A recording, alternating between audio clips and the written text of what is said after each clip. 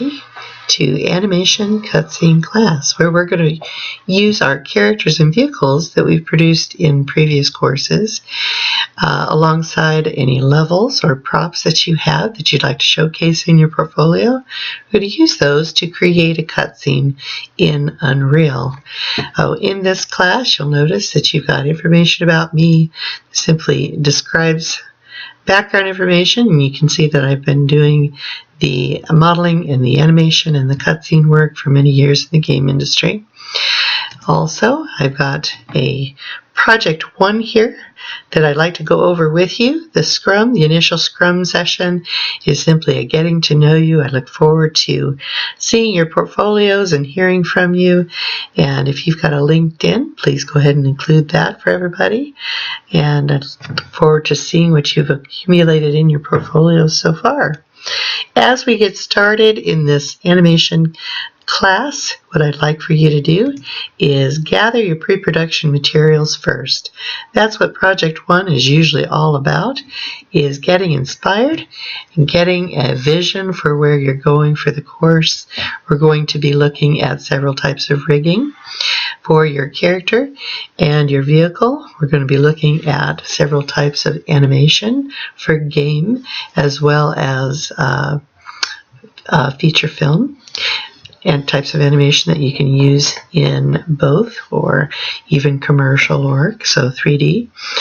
We're also going to take a look at a simple tracking document, which is wise to make sure that you're maintaining on any project, and a storyboard to help you get started. This is simply a preliminary storyboard, about 6 panels, to tell me what you have in mind for the cutscene that you would like to include in your portfolio.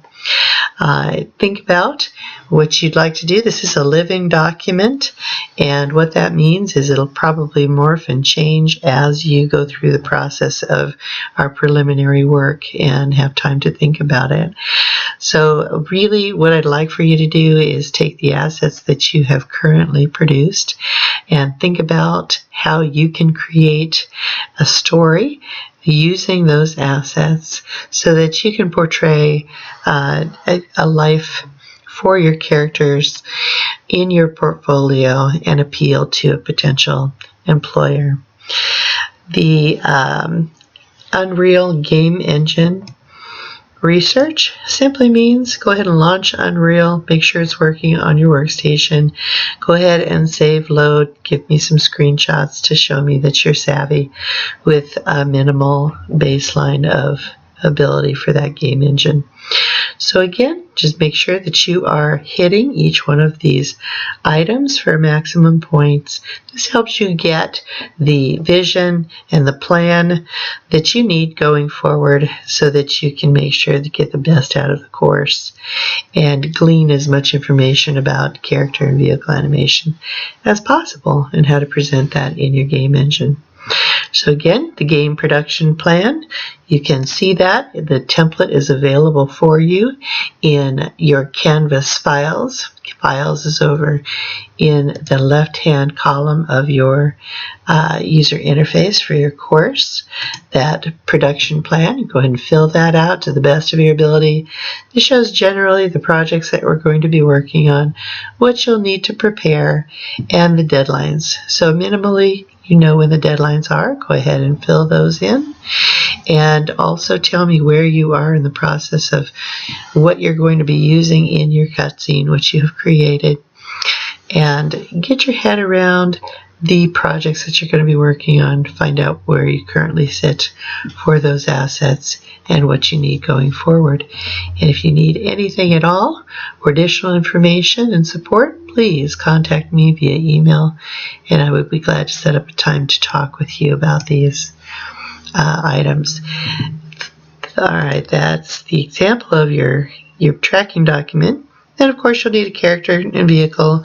Hopefully, those will be completed and show off the full-color version of your characters and vehicles in your cutscene. However, I will be providing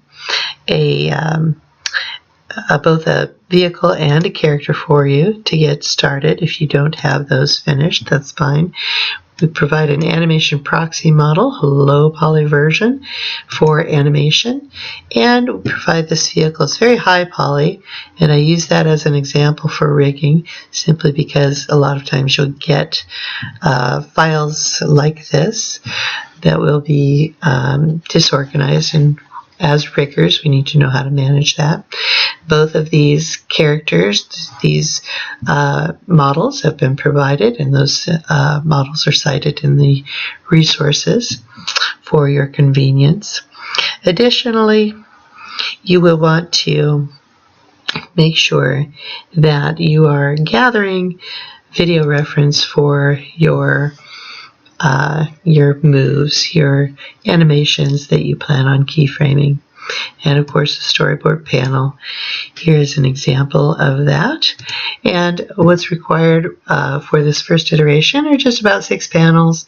Usually you begin with an establishing shot, telling everybody where you are visually, what world you're in, and then beginning to map out the camera angles, the objects and characters that are in your scene. Begin to tell your story through the objects that you have. Now these storyboards are pretty high end. What I expect is a low end, what's called thumbnail sketches. These are finished panels, just as an example. So do not spend a whole lot of time on your storyboard. It's more important that you use it as a communication tool as it's intended, and that you're just describing visually and in note form, you can add notes as well, what it is that you're planning for your particular cutscene.